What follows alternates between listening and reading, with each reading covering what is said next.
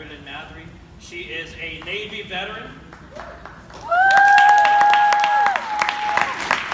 practitioner, and a great friend to us here at the Expo and to Hawaii. We're grateful for her and her team for coming out and spending some time with us. So please give her a round of applause.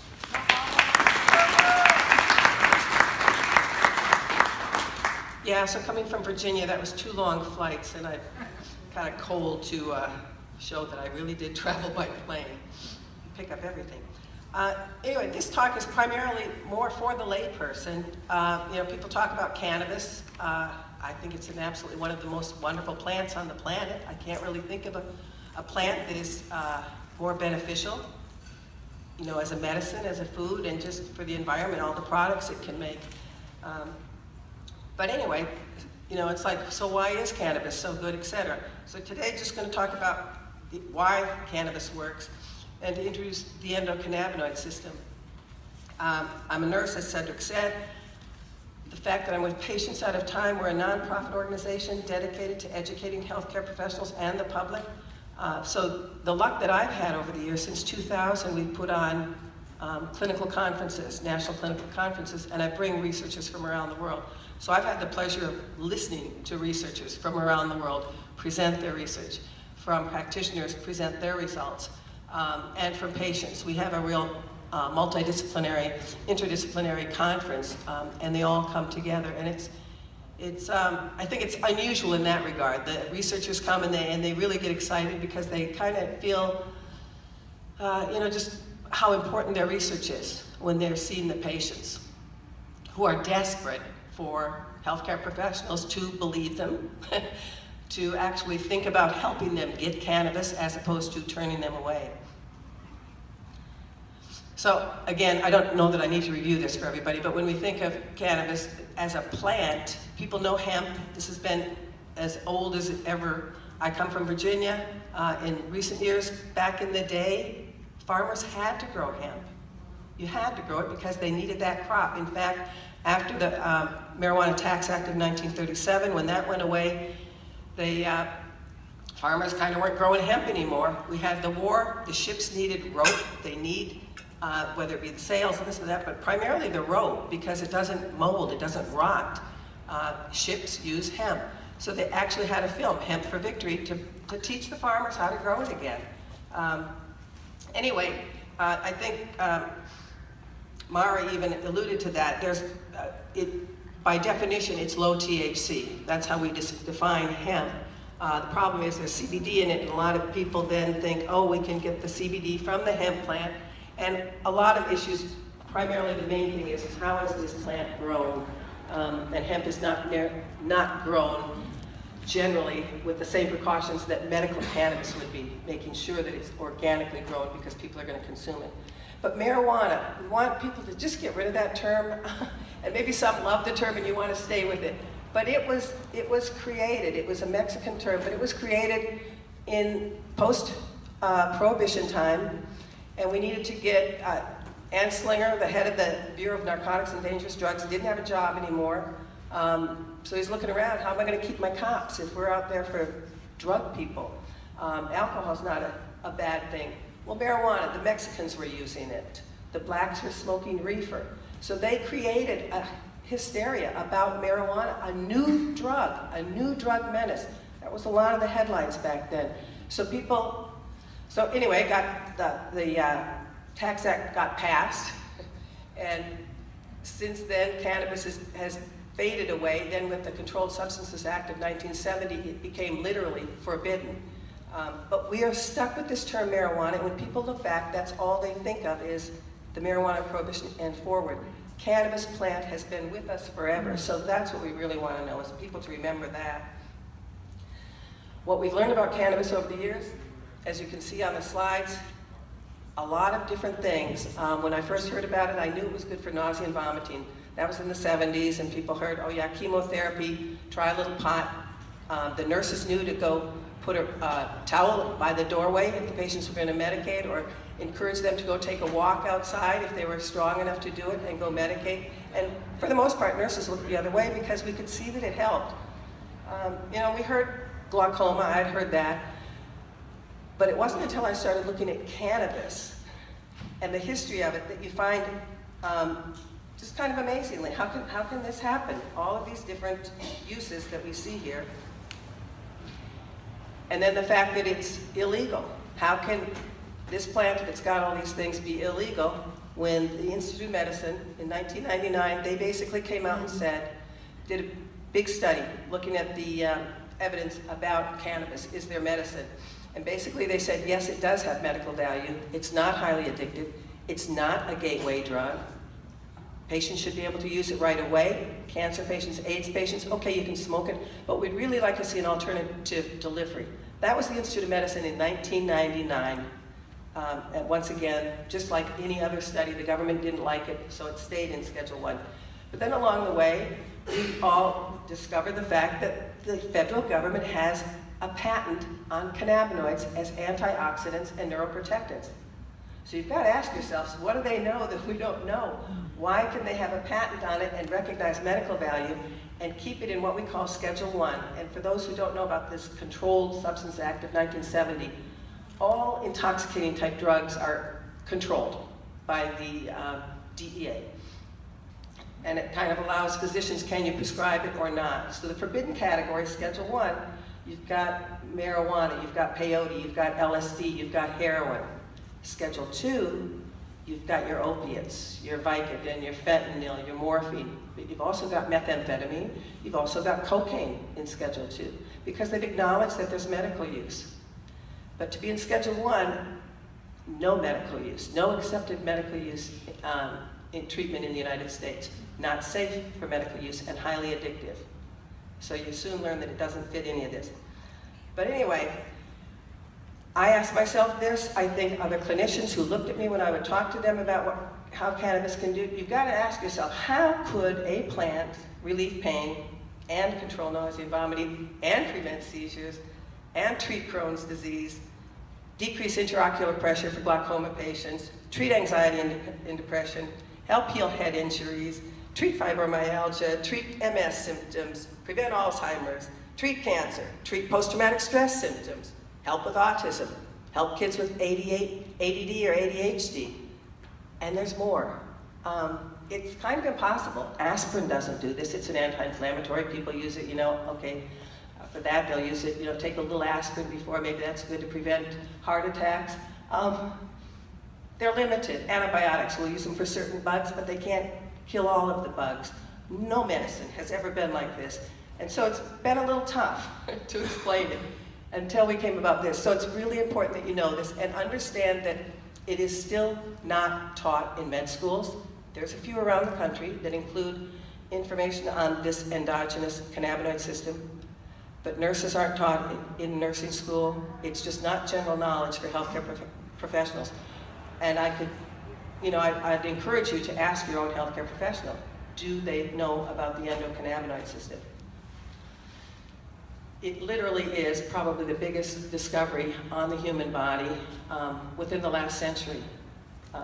So what is it? Endogenous meaning within the body. So we shorten that and call it the endocannabinoid system. You've all heard, if you can raise your hand, how many have heard of endorphins? See, we make chemicals just like morphine. And this is kind of where we're coming to with the endocannabinoid system. So it's literally an emerging new science that's going to talk about this signaling system. It's on the molecular basis. It's not something that we're going to see with our eyes. It's on the molecular basis, signaling that's going on within the cells of our body. And its whole purpose is to help keep us in balance and maintain homeostasis. We are always, bad weather, bad food, car accident, you name it. There are different stressors coming on in our lives at all times. And this is a system, again, without us knowing on the molecular level, it's just altering everything in our body and trying to keep things in balance. So it was in 1988 when they first found the receptor in the brain. And they found these receptors, as Mara was talking earlier about the lock and key thing, but it's a receptor where another molecule would be locked in with it, and once that happens, it can either block a reaction or start a reaction. So we call it the lock and key. But they found these receptors in the brain that THC, that, you know, cannabinoids from the cannabis plant could interact with this. And it was like, oh wow. It made the news, but really not that much news. And I know a lot of stoners heard it and they went, we're wired for pot, we knew it. You know, the scientists said, no, there's gotta be something more. So 4 years later, 1992, in Israel, in Meshulam's lab, they found the first endogenous cannabinoid. They called it anandamide, which means bliss. So now we knew that we make a chemical just like in the cannabis plant. By 93, they found other receptors, and you see the names. The CB1 just means that it was the first cannabinoid receptors they found, so CB1 receptors, primarily in the brain. Then they found some in the immune system, and they called them CB2 receptors. But by 1995, they found another cannabinoid. It's got a long name. The simple name is 2-HE, so now we know we made at least two. And then in 2000, more discoveries. They found receptors in the spinal cord. They found endocannabinoids trigger feeding in newborn mice. In fact, in that experiment, let me back up. In talking about the endocannabinoid system, it's literally present in all vertebrate animals. Kind of think it's in all animals except insects. So the zoo animals, for the most part, have an endocannabinoid system too. So they did this study with the endocannabinoids in mice because all mammals in breast milk, females, have cannabinoids. And the thought was, is there a role? Well, in the animal world, when when the anandamide or the endocannabinoids were blocked in the mouse milk, the babies died. They did another experiment and blocked it a day later, and the babies, the little mouse pups half of them died and half of them were about half the weight of a normal population. Kept it up, but if you blocked it by the third day, the pups had gotten enough and they survived. But this was just an inclination that this is really important to survival. What is it? It helps with the suckling. It must help somehow. Then they also found receptors in the lungs, and I think that opened the eyes to a lot of people. Got an old medicine, actually I've got a slide of that, but they really did have cigarettes, asthma cigarettes in the old days, that Cannadana, it was cannabis and belladonna, but they literally gave it for people to help with their asthma, open the airway in their lungs. So the receptors, they're basically, like I said, the CB1 primarily in the brain, CB2 primarily in the immune system, and you can think your GI tract, liver, spleen. And when you're thinking of this, again, molecular level, hard to see. Throughout the brain, more receptors for our cannabinoids than for other receptors in there.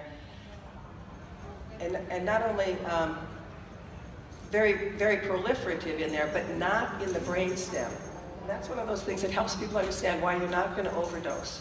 You know, we worry, healthcare professionals, with the opioid epidemic, we're getting at least 78 suicides a day. I should say suicides, overdoses, I don't mean suicides. 78 overdoses a day, that's ridiculous.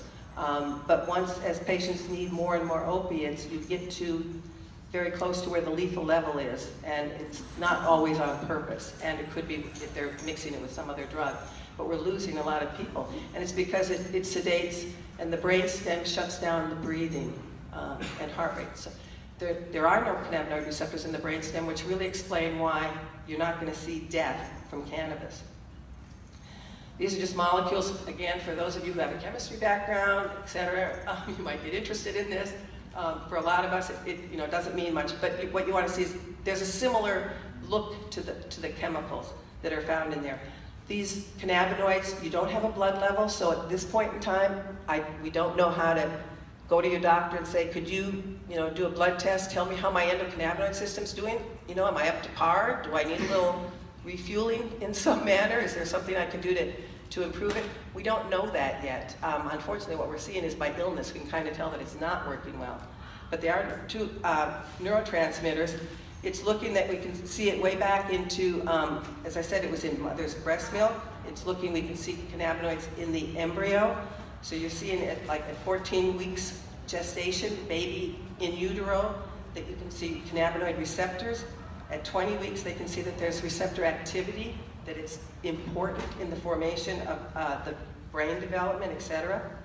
As I said, they're formed on demand, so there's no blood level, active blood level here. It also makes it difficult then when you're talking about impaired driving. They pass laws for medical cannabis. In some of the states, they're going to have a level, just like for the blood alcohol level we'll have for impairment. There's a lot of science that goes behind a blood alcohol level and how intoxicated a person is. Now granted, everybody has different tolerances, and this person's 0.2 level of alcohol in their blood will be a lot different than somebody else who's not used to alcohol or not used to drinking. But when it comes to cannabis, there really is no level per se that you can say they're intoxicated or not. And giving a patient that you just medicated yourself, which possibly made you much more stable and able to work, that level might be high, but it's not, has nothing to do with your functional ability. Anyway, again, these chemicals are transported cellularly. They participate in a wide range of biological processes. From the animal studies, from the mice studies, it literally looks like they're involved in almost every activity in our body. Again, as I said, it's there to maintain stress, to balance us with stress. It is degraded by this enzyme, we call it Fa, and that again is something that it looks to the scientists to say maybe this is medicine we can have. We can plan medicine by interfering with the Fa so it won't break down the endocannabinoids, which would leave them in the body lasting longer. So they're still outside looking at manipulation. At the same time, we're looking at using the plant maybe and letting it do its work on its own. Kind of a picture you've seen before. This is, again, just showing the lock and key. And I apologize, I don't have a pointer, but that's like a nerve cell picture there. And you've got the presynaptic between this cleft where molecules will pass, and then the postsynaptic end of a nerve cell. And we're going to talk a little bit about how this goes. This is unique too. Generally, generally we're seeing signals. But anyway, signals going from up down, traveling through, and instead we're going to see retrograde. It's going to go backwards to influence activity. It might need to slow something down. It might need to speed something up, whether it be seizure activity. It needs to slow the firing down to stop seizure activity. So we call it retrograde. It means it's going backwards. So these chemicals are made on demand as needed. Something's going on. And again, this is so complicated. I'm giving you such an overview here. I can go listen to the different researchers talking about this, and on the molecular level, there are so many little reactions going on all the time. And yet at the same time, this is one throughout the body that is going on minute by minute, second by second, just keeping us in balance. So it's hard to try to break it down and look at it so simply, but that's what we're doing here. I think the biggest thing here you want to know, though, is we don't have drugs that can do that will work when we need them. We take a medication and it works. It does something, and generally as a pill, it will do something. If you're trying to help with the heart rate, okay, it might slow the heart rate and keep it at a good rate. It may be doing something else in the body as well that's not as good in balance. We know that. Think of opiates. You're dulling the pain, you're hoping to do that, well, it's slowing the bowels. Okay, so it's helping with the pain, and now we got to worry about constipation, which is a serious problem with opiates. So you kind of think about that. Whereas cannabis is something that's kind of interacting with the body's own endocannabinoid system, which just seems to kind of know what it needs to do when it's working well. So cannabis, looking at it as a medicine, it's regulating, again, these are neurotransmitters. A lot of the medications we use are meant to have an influence on these different transmitters to help with mood, to help with different problems. So they're acting on these transmitters. Well, this is our endocannabinoid system, normally regulates our GABA, an inhibitory neurotransmitter, or glutamate. I know many of you have heard about that, and it can help influence the glutamate by selectively suppressing that. Brett Gerdeman is a biologist in Florida, and he had the, I don't know if I said luxury, but he happened to get his PhD at the time when the endocannabinoid system was discovered. So he spent a lot of time learning about it. But his way of describing it is, it's like it's putting on, the endocannabinoids are like putting on the brakes when a toxic level of excitation is approached. But that's it, they modulate. Needs to dampen something down, or it needs to perk something up in your body just to keep you in balance. So when you think of the endocannabinoid system, we've got receptors, as I said, cannabinoid, CB1 receptors, CB2 receptors. You've got your own endocannabinoids. I mentioned 2, it looks like there are more, and the research is ongoing. This is going to keep researchers busy for many, many years to help explain it more and more to us. And then you've got the enzymes that help synthesize the endocannabinoids when needed, and break them down when their function's done, and you just need to get them out of the body. So it's that whole system that makes up our endocannabinoid system. Vincenzo De Marzo was a researcher in Italy, and back in the late 90s, I think he wrote an article, but he summed up the endocannabinoid system. It helps us eat, sleep, relax, protect, and forget. That's a lot. But again, you want to know that this system is that important in the body. And if, just briefly, when you think of eating, we know the munchies, appetite stimulant. It's also good for nausea and vomiting. And we're looking at the newborn mice to literally get them to suckle, to go eat. Sleeping, one of the best medicines out there for sleep. A lot of patients might use Ambien or some kind of medication for sleep. There's some studies that'll say that a lot of those early morning traffic accidents are somebody who's still sleeping, asleep more or less, but having the drug effects, going to work in the morning and fall asleep at the wheel. Cannabis is a natural sleep medicine. I've got an old I think it was 1920 something, but Bloomgarden's pharmacology book for nurses, and it's got 3 pages on cannabis, and then one line is bold, and it says it relieves pain and induces sleep. So again, for years, we've known that this is a really good medicine. The endocannabinoid system is also involved in relaxing, and again, I look at that in many ways. Literally relaxing anxious people can help relax with muscle spasms. So you can think of it in a lot of ways in general in that regard. Protecting, it's a neuroprotectant. It can actually help protect your nerve cells. This is really important. We're going to see more and more research on the head injuries. I think everyone's probably heard the news if you've seen the movie Concussion with CTE, the chronic traumatic encephalopathy. That's football players, but it could be your soccer players, Muhammad Ali, a boxer. Repeated hits to the head. The brain doesn't recover. Another hit to the head, and it adds to the point that you get what they call chronic traumatic, over time, traumatic injuries to the head, encephalopathy, and leading to a problem. And this was hard to diagnose. Bennett O'Malley is the Nigerian physician who discovered it and really took his own time because he knew something was wrong. How could these young football players, how can we explain why they are feeling so out of sorts? The aggression is high. They're not the same. The family would be going, this is not who I married. And literally either committing suicide or getting in trouble because of what was going on in their brain. And it was only on autopsy that he could figure out, oh my goodness, this is chronic hits to the head, which is really waking up the football, the National Football League, and others to say, this should not be a drug forbidden for football players, for sports players. It's something we need to do. So it's a neuroprotectant in that regard. It's also a protectant that it's the endocannabinoid system to an extent that says, I think again, Mara had said something about, we have cancer cells. We do. We've got cancer cells that are in our body.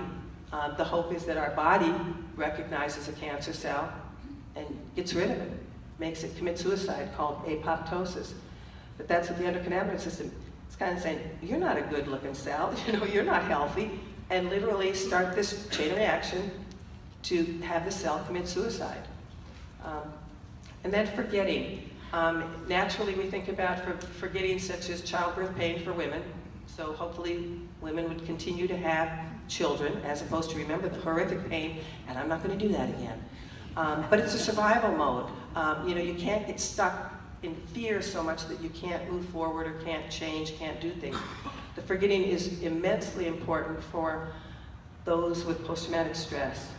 And it helps explain why so many veterans, and as a veteran, I guess I'm partial to them, but when I think of post-traumatic stress and a combat veteran, it's kind of the extreme post-traumatic stress you can think of. I mean, we can think of rape, and we can think of robbery, we can think of horrific accidents, but for a lot of those soldiers, it's repetitive. It's, you know, go out and kill somebody again, go out and have somebody's brains splattered all over you, or just the terrible things. They come home and they can't deal with it. And cannabis literally helps it kind of get pushed back in their head so it's not there in front of them every day. So now I think that this kind of helped me. Again, as a nurse, I get the information. Our role in nursing is basically patient care, patient education, patient advocacy.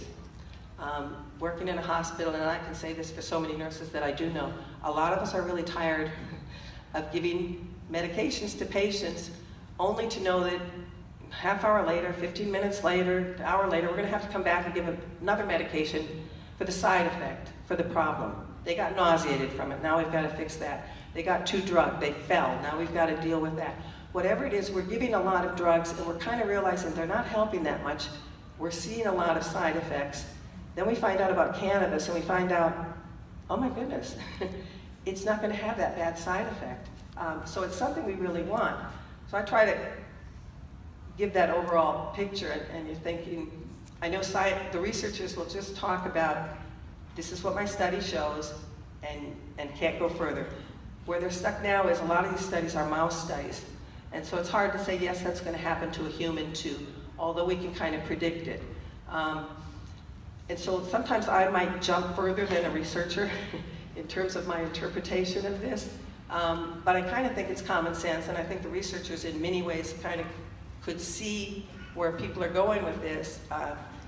What I'm saying is where I'm going with this, if it's really important for all mice and their diseases, I think the endocannabinoid system, its role is clearly important in humans, and I think cannabis is a good answer for humans. You know, but unfortunately everybody wants to see the double-blind, placebo-controlled studies in humans, except that our government doesn't let us do those studies in the United States, so it's a tough one.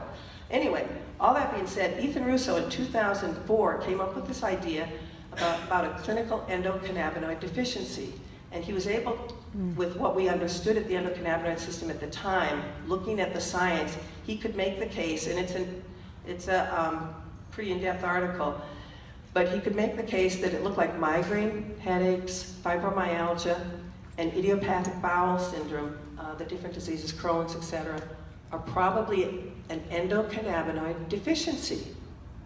Our own system is deficient, and we're getting these symptoms that are arising because it's not in balance anymore. Things aren't being regulated right. And how do you fix that? When we have diabetics and their insulin's not working, we give them insulin. When we've got someone whose thyroid's not working, we give them Synthroid. So it just makes common sense that if your endocannabinoid system's not working, cannabis could be a good medicine. Well, in 2016, he expanded on that, and now look at it. He's looking at the endocannabinoid system and the science of how we understand it to explain a deficiency in that can help explain motion sickness, multiple sclerosis, diabetic neuropathy, Huntington's disease, Parkinson's disease, post-traumatic stress symptoms, major depression, anorexia nervosa, autistic spectrum disorders. And there's been some kind of an issue about autism just seems to be increasing. People are wondering why, and I know there's a lot of people that worry about the vaccines and things like that, but what is it with the fact that cannabis has been around since the beginning of man, and yet we, the United States, started that prohibition in 1937, so we're going on, you know, over, what, 7, 8, up to 8 decades now of no cannabis. They would hope with the prohibition we're not supposed to have any, but you know that doesn't work. But the idea that that's been out of the lifestyle of not as a medicine by humans anymore. We're not using the plant as they have for centuries. You know, and are we literally hurting ourselves by not having something that can supplement our own system that is there to keep us in balance? So what can you do? There are things you can. The point being here that cannabis is an exogenous source. Not all cannabis is equal. The research we want to see is what's going to work best, what combinations will work best. As you know, cannabis, from the talk earlier, it's not just the cannabinoids. The terpenes are very important in terms of what helps. And yet at the same time, just tell a story that helps you understand how good how magic this medicine is. Kathy Jordan is a woman in Florida. She's now, I think Kathy's 66, 67. But as a young woman, young mother, she was diagnosed with ALS, Lou Gehrig's disease. And if you know that one, that's a really bad disorder, neurological disorder. Pretty soon you start losing a lot of function and a lot of your muscular strength too to swallow. So she wheelchair, and she saw the future of her. I'm going to get more and more crippled. I won't be able to talk clearly. I won't be able to eat.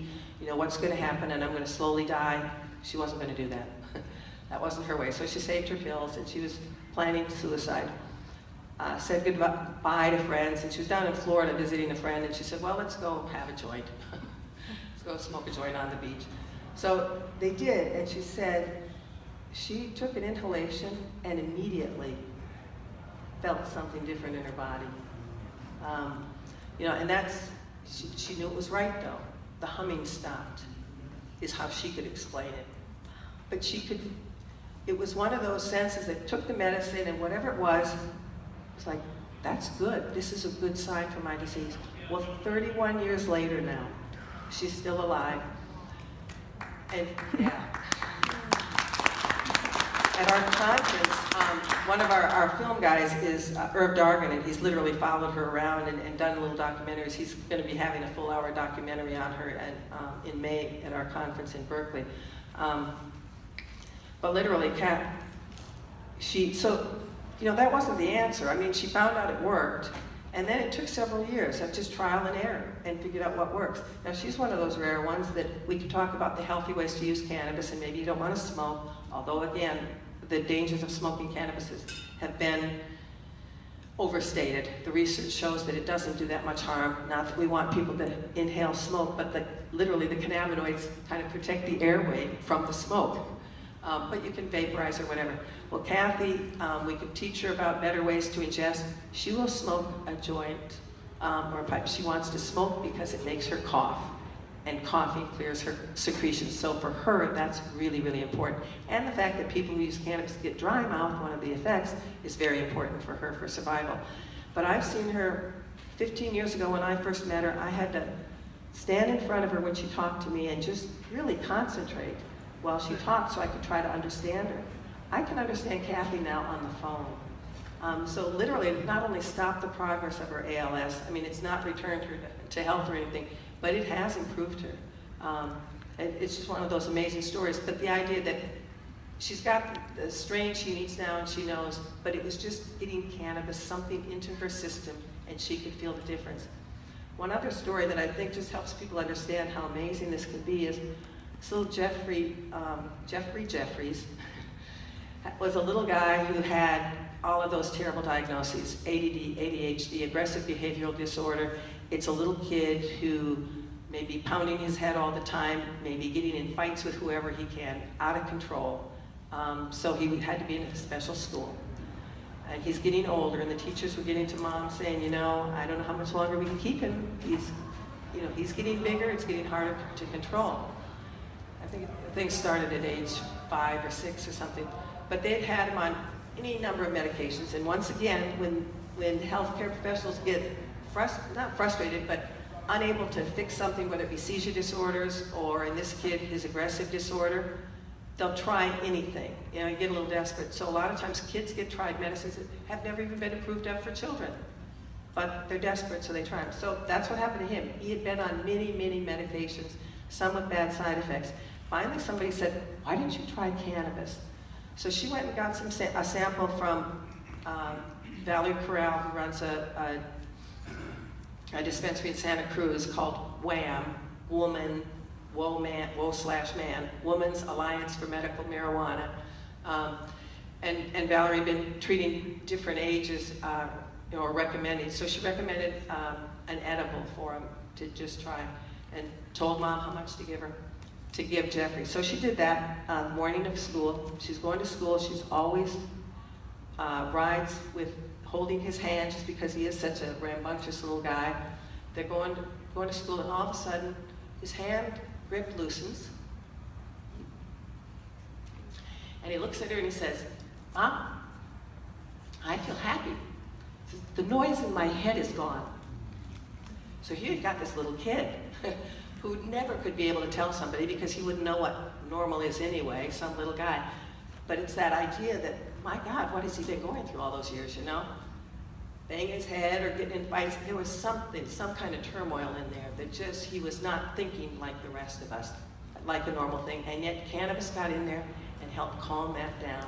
And the teachers basically said, you know, he was great today in school. No fights, no out of control. So again, I think those are the kinds of things that help you kind of see that it is such a whole body thing. And we've got a lot of people here suffering just because they don't have the medicine.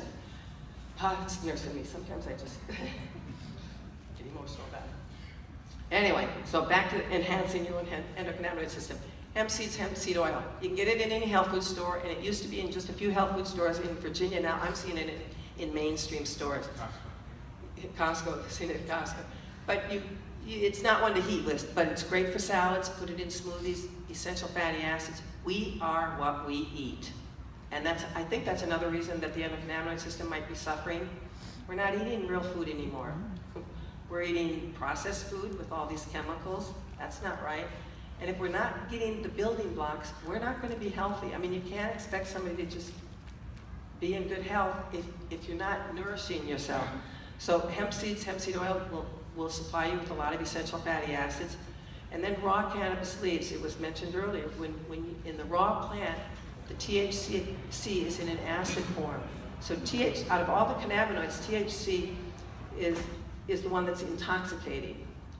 You know, we always kind of say it's the only psychoactive, and what we really mean is it's the one that gets you intoxicated, because the other ones have effects on the brain, but it's not to get you high or not. So in a raw plant, in the acid form, it will not induce intoxication. So juicing the leaf or chewing the leaf if you want to, I think it's kind of bitter, literally you can get nourishment, but no one's going to get a high from it if it's fresh leaves. Again, it's heat or age will decarboxylate that acid and change it to an active form, but in the raw form it's not. And again, so I look at this as a green leafy vegetable. Cannabis is a plant that's been around forever, and literally, I mean, seriously, around forever. The ancient tombs, they're finding cannabis in tombs with, they found a Siberian ice maiden, a woman with breast cancer, cannabis in the tomb with her, a young pregnant girl from an Egypt tomb, cannabis there. A shaman someplace in China, cannabis there. It's been around, it's been a very important piece with humans. I mean, we've been together for centuries until just recently that it's been taken away from us. But when we think of eat your green leafy vegetables, to me this is a green leafy vegetable, and we should be able to add it in our diet. And then think of cannabis-based medicines in terms of not just smoking, it's all others that you can do. That's just to help you all feel comfortable in the terms. Cannabinoids are that group of chemicals that we're talking about. In the endocannabinoid system, they're endogenous. We make them, so they're made within us. The phytocannabinoids are the plant cannabinoids found in the cannabis plant. And then synthetic. Most of you have probably heard of marinol. The problem with the synthetic cannabinoids, when they come all by themselves, that's it, they come all by themselves. THC by itself, some patients have gotten benefit from it, cancer patients for the nausea and vomiting. I tell you, most patients I've talked to would trade it for cannabis any day because it is. You know, they say it's marijuana stronger today because maybe the THC level is 20% or something. Marinol is 100% THC in sesame oil. So you can't get any stronger in THC than that. And hopefully you kind of see the, what do you want to call it?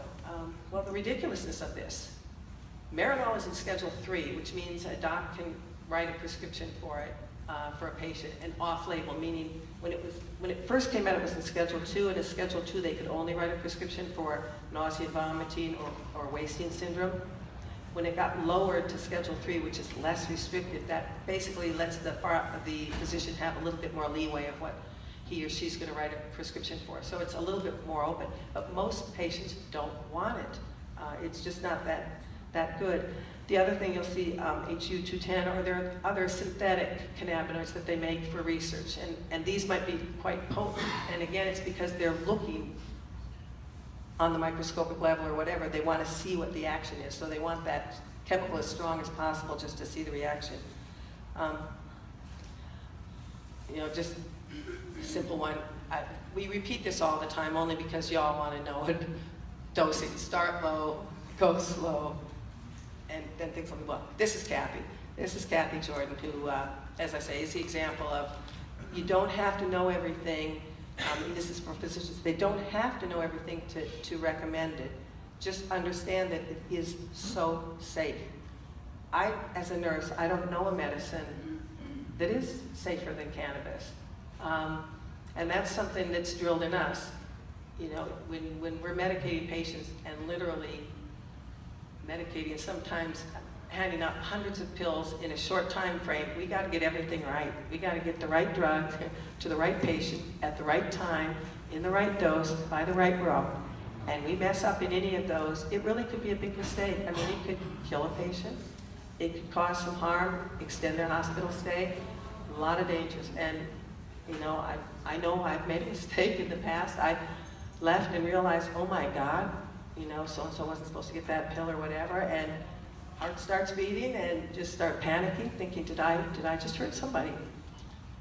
You got cannabis, and frankly, I mean, if it didn't work for them, usually, if anything, they got a good rest, or, hey, by the way, my arthritis pain went away. I mean, you get comments like that when people aren't using it as medicine, but they'll notice these things like, wow, my back's not hurting as much as usual.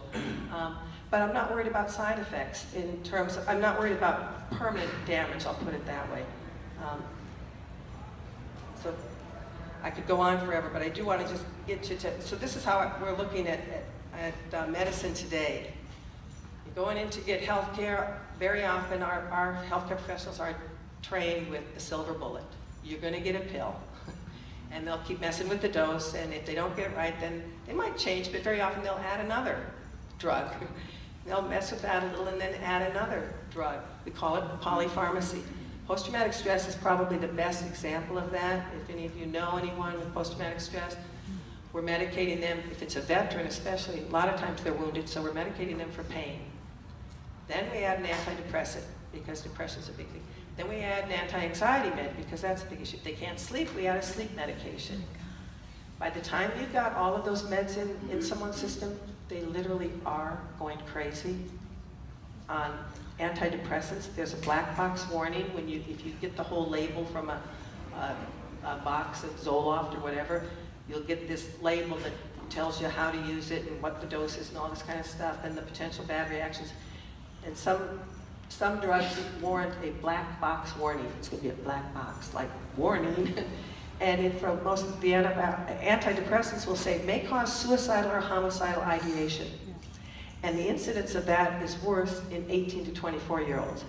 So we got these young guys coming back from the horrifics of war, and we put them on all these drugs, including the antidepressant, and they will tell you that. And that's why, unfortunately, sometimes we do hear about the suicide by cops. I mean, it's a vet who just can't handle it anymore, and literally, they know what they're doing. They're putting themselves out in such a way they feel that the police are going to have to shoot them. And a lot of it is, or you do get it the other way, and then they go on a rampage and shoot. But it's drug-induced. A lot of this is polypharmacy. And I think for the healthcare community, healthcare prescribers, I try to remind them that they fight cannabis because it doesn't have the double-blind placebo-controlled studies. But we have never done double-blind placebo-controlled studies on polypharmacy. They've never done the studies of adding Vicodin and Zoloft and Ambien and Xanax together and said, well, now what does that do? But you ask the patients and they'll tell you, I felt like I was crazy. I didn't know who I was. The family says he was up and down and all over, and that's not him. So it's a dangerous thing. So then we come to cannabis and other herbal medicines. There's a lot, I think the public here is waking up to the world of herbal medicines, and for the most part, they just tend to be gentler. You know, it's kind of like understanding that the human body, if it comes from the plant, those different chemicals in them, like THC and CBD. You've got a high THC plant, someone's going to get really stoned. And granted, you don't want that for grandma. You know, so what do? Well, when you put CBD in, besides balancing out the plant itself, but it's balancing out the high. CBD will actually dampen down the high from the THC. So you're going to get the medical benefit from the THC, but not really too much. Again, euphoria for most patients is really a good thing. We should strive for patients being happy, feeling good. But, you know, I don't know, not in our culture, I guess. Anyway, I'm gonna leave you with these kinds of thoughts, that this is our modern day medicine. Or this, I think you've seen these commercials too. You know, and I've always laughed about that. A drug-free America, we are not. We're fix me with a pill, America. And probably the one down at the end when you're seeing the old person, now by 65, everything else, and it's a boatload of medicines. We're seeing one of the biggest effects there. Because if you think about it, as we're getting older, our endocannabinoid system is getting used and abused, and it might be wearing out. And most of our old age diseases are a result of inflammation, whether it be in the brain, in the joints, wherever, causing damage. Cannabis, the endocannabinoid system by itself serves as anti-inflammatory, and cannabis, the cannabinoids, they're anti-inflammatory. It literally helps slow the aging process. In my mind, it helps heal things. And so many places within the nursing homes, more so in Israel, unfortunately, because here in the United States, as soon as you get admitted to some kind of nursing home, for the most part, they won't let you have your medicine in there. But we're seeing in elderly, skilled nursing places, assisted living where they will allow it, the patients are getting off these medications. They're talking, they're dealing with their family. Hospice patients are finding the fact that you can talk with your relatives before dying, as opposed to the way we can treat them now, is get them so medicated that they can't carry on a conversation. Might be in the chair drooling or something, just because they're so medicated at the end of life. And yet with cannabis, we've seen patients literally share what they want to share before dying at the end of life. So anyway, probably I could go on forever, time's up, but again, you've all got an endocannabinoid system. Just know that it is really important. And the other thing I didn't say is acupuncture, massage, yoga. These things also help stimulate the endocannabinoid system. So there is a place for them, and it kind of helps explain how is this all working. But we are what we eat. We need to take care of our body. If we take care of our endocannabinoid system, it's going to take care of us. If it needs help, let's boost it along. Thanks. Thank you, Mary.